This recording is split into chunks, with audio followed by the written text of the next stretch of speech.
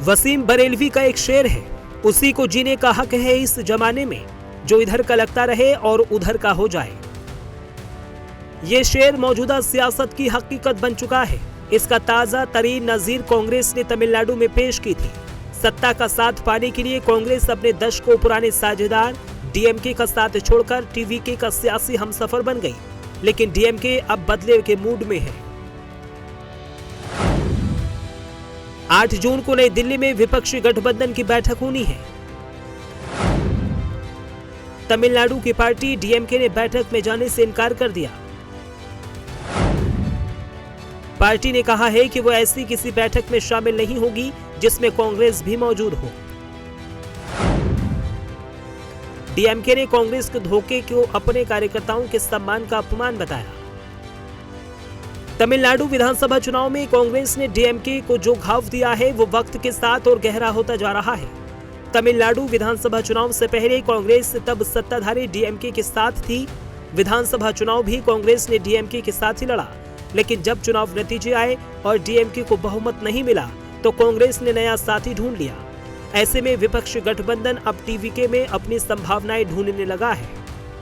देखिए, जब चुनाव हुआ तमिलनाडु के नतीजे आ गए, उसके बाद वहाँ जो परिवर्तन हो गया और कांग्रेस जिस तरह से टीवीके के साथ सत्ता में शामिल हो गई, उसी दिन डीएमके ने इंडिया ब्लॉक से अपना नाता तोड़ दिया है। तो मुझे नहीं लगता है कि डीएमके के लोग उस बैठक में आएंगे, लेकिन अब तमिलनाडु में इंडिया ब्लॉक को एक नया मित्र मिला है टीवीके के रूप से। विजय जो मुख्यमंत्री है थलपति, उनके रूप से, तो उनके बारे में चर्चा होगी। सर, फूट नहीं पड़ी आपको लगता है कि? मुझे नहीं लगता है फूट पड़ी। डीएमके ने संयम रखना चाहिए था। कि राजनीति का ये स्वरूप होता है। जाहिर तौर पे एक पुराना रिश्ता अलग दिशा में चला गया है। मुझको लगता है कि शायद इसको हील वक्त ही करेगा। उसे उसका इंतजार करना चाहिए। मैं एक बात कहता हूँ, वक्त कहीं टिक करके नहीं रहता। वो बहुत बड़ा हीलर है।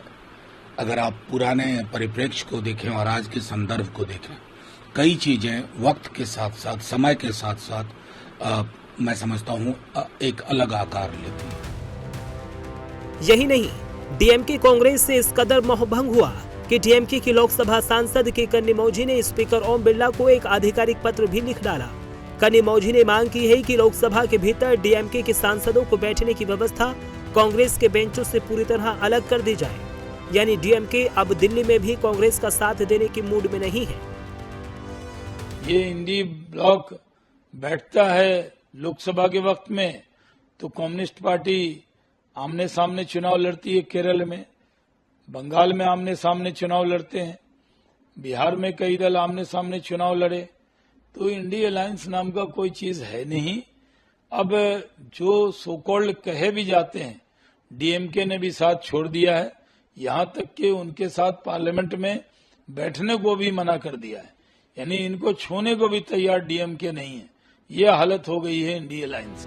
हालांकि विपक्ष गठबंधन के लिए राहत भरी खबर यह है कि अक्सर विपक्षी गठबंधन की दूरी बनाकर रहने वाली ममता बनर्जी दिल्ली में होने वाली बैठक में शामिल हो सकती हैं।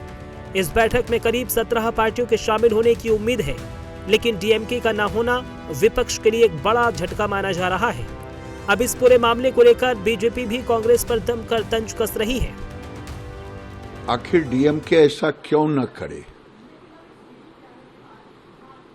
कारण जो डीएमके और कांग्रेस मिलके चुनाव लड़ा, लेकिन कांग्रेस सत्ता की भूख इतनी जगी हुई है कि वो सारी मर्यादा को तोड़ दिया तमिलनाडु में और बिन बुलाए वहां पहुंच गया। ये सत्ता के लिए राहुल गांधी इतने व्याकुल हैं कि भारत में गृह युद्ध भी हो जाए, तो इनकी मानसिकता यही है। निश्चित है, डीएमके के नेता ने जो कदम उठाया वो सही कदम उठाया है। ये कांग्रेस के लोग लंबे समय तक पिछड़े दलित को धोखा दिए, मुसलमानों को धोखा दिए। ये जिनके साथ रहते हैं, जहां इनका स्वार्थ सिद्ध होता है वहीं चले जाते हैं। इसका उदाहरण है, वो खुद डीएमके के नेता खुद बता रहे हैं।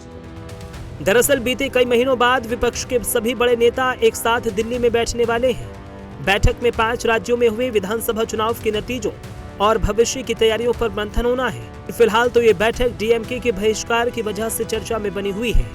Bureau report, prime news.